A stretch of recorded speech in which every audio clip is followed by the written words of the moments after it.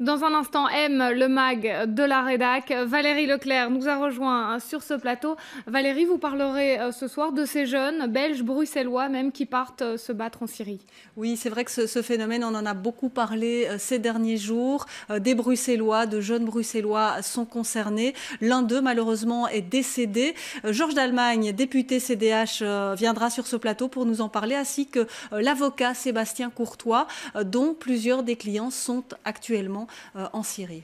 On va se plonger sur un phénomène dont on parle beaucoup depuis plusieurs jours, celui des jeunes, bruxellois notamment, partis se battre en Syrie, qui ont rejoint des groupes rebelles qui combattent le régime de Bachar al-Assad là-bas. Pour évoquer cette question délicate, Georges d'Allemagne est avec nous, député CDH, bonsoir. Bonsoir. Et Sébastien Courtois, avocat, bonsoir. Bonsoir madame. Plusieurs de vos clients sont actuellement en Syrie, ou en tout cas ont tenté d'y aller.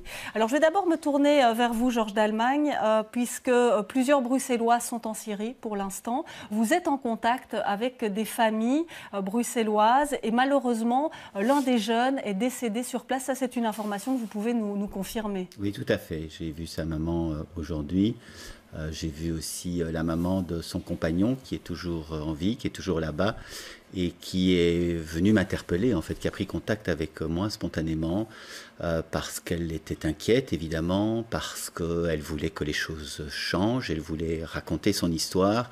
Et qui sont alors ces jeunes bruxellois? Écoutez, là, ce sont donc des jeunes qui sont partis du quartier de Laken.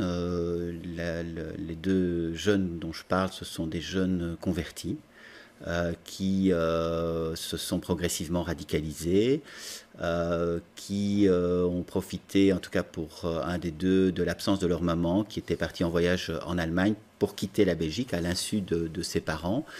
Sa maman a attendu une quinzaine de jours avant d'avoir des nouvelles. Son fils l'a appelé finalement, lui a dit « Mais écoute, maman, ne t'en fais pas, je suis dans un camp de réfugiés, je fais de l'humanitaire, il n'y a pas de problème. » Bon, la maman, sachant son parcours progressif et sa radicalisation progressive, ne l'a pas cru et a fini par avoir la confirmation qu'il était en Syrie, qu'il combattait. Elle a vu des images d'ailleurs de son fils avec des armes à la main. Et donc, elle a eu quelques contacts avec son fils. Le dernier contact date d'hier.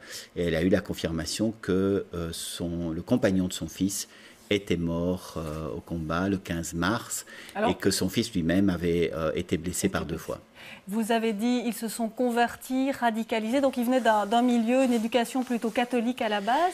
Comment se sont-ils radicalisés dans ce quartier-là en particulier? Oui, alors, bon, évidemment, il ne faut pas généraliser. Je parle de 2 histoires singulières. Je pense que chacune des histoires est sans doute différente, mais en tout cas, c'est intéressant de remarquer qu'effectivement, ils ne correspondent pas au profil de paumés socialement. Ce sont plutôt des jeunes qui cherchent un idéal, qui cherchent un sens à leur vie, qui trouvent dans certains discours radicaux ce qu'ils estimaient être un combat, un idéal, voilà, et qui partent. Bien cette histoire particulière. Je vais me tourner vers Sébastien Courtois. Vos clients qui se trouvent là-bas, est-ce qu'on peut dresser un profil type des personnes là, que vous défendez ou que vous allez défendre et qui se trouvent là-bas en Syrie?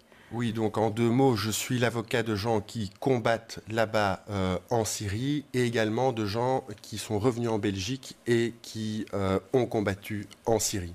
Alors, quel est leur profil? Ils ont tous un profil commun, c'est qu'ils ont entendu l'appel de M. Laurent Fabius, qui a dit qu'il fallait tuer Assad, l'appel de Verhofstadt qui a dit qu'il fallait livrer des armes aux rebelles.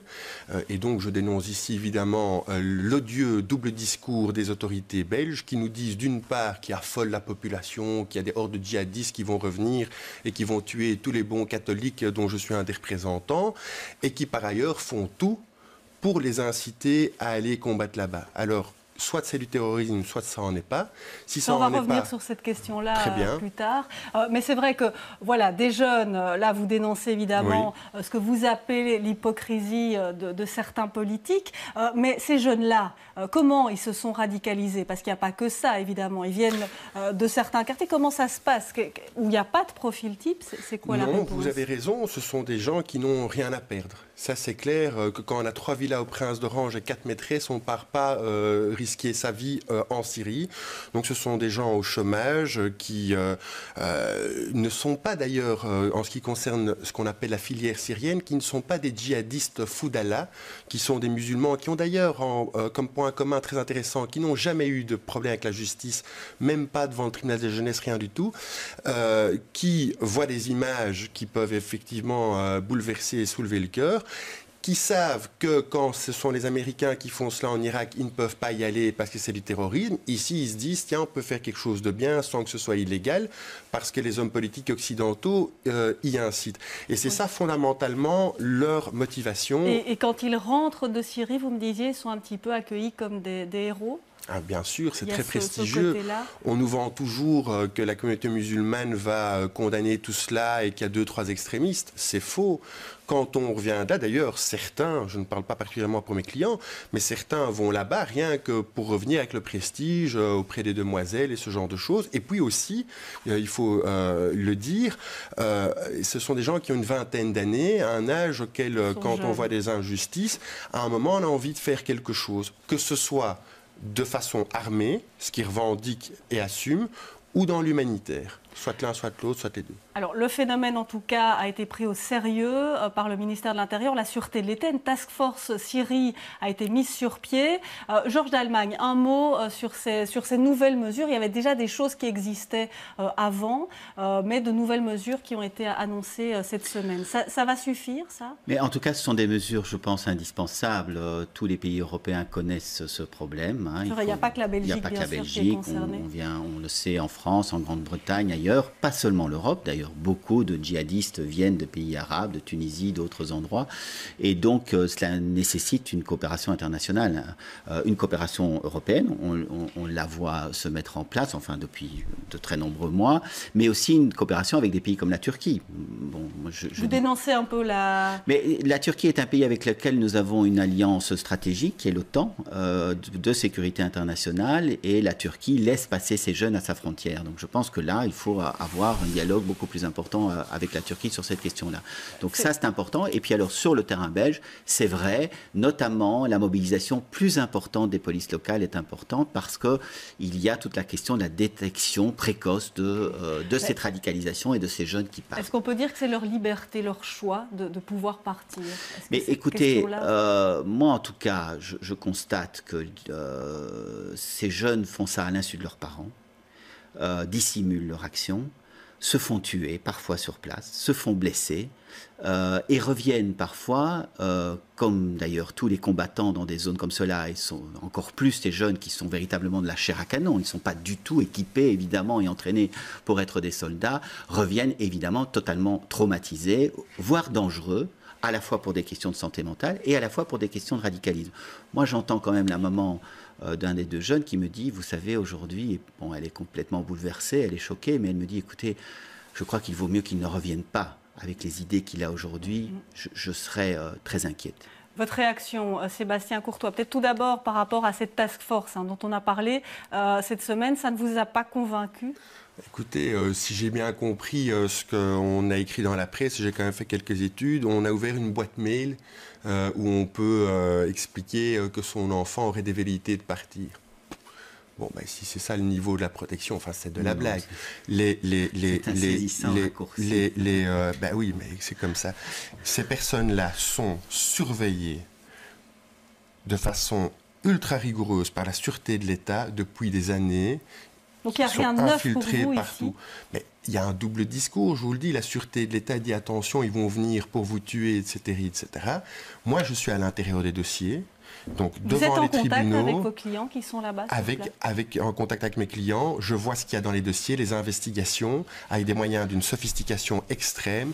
Il n'y a jamais eu une monosyllabe d'un de ces jeunes pour faire quoi que ce soit de nocif pour la population belge que je qualifierais d'autochtone, alors que de grâce qu'on arrête de nous effrayer et qu'on arrête de les stigmatiser. Réaction, Georges d'Allemagne? Donc moi, je pense quand même qu'une partie de ces jeunes sont radicalisés, dangereux aujourd'hui, pour les deux raisons que j'ai données, à la fois de santé mentale et à la fois donc vis-à-vis d'eux-mêmes et à la fois vis-à-vis des autres.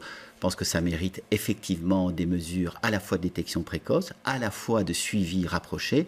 Et cette task force, je ne vais pas vous en donner les détails, mais je suis bien au courant de ce qui se fait dans cette task force. Elle est efficace et elle a en tout cas recueilli, depuis qu'elle est en place, toute une série d'informations complémentaires et elle a entrepris toute une série d'actions complémentaires à ce qui existait déjà par ailleurs, puisque c'est un phénomène qui est pris en charge depuis longtemps. Je voudrais juste dire aussi que très rapidement, on connaît beaucoup mieux le problème en Belgique que dans beaucoup de pays européens. Et beaucoup de pays européens viennent voir en Belgique les mécanismes qui ont été mis en place, les dispositifs. Parce qu'effectivement, je pense que dans beaucoup de pays, on ne voit que la partie émergée de l'iceberg.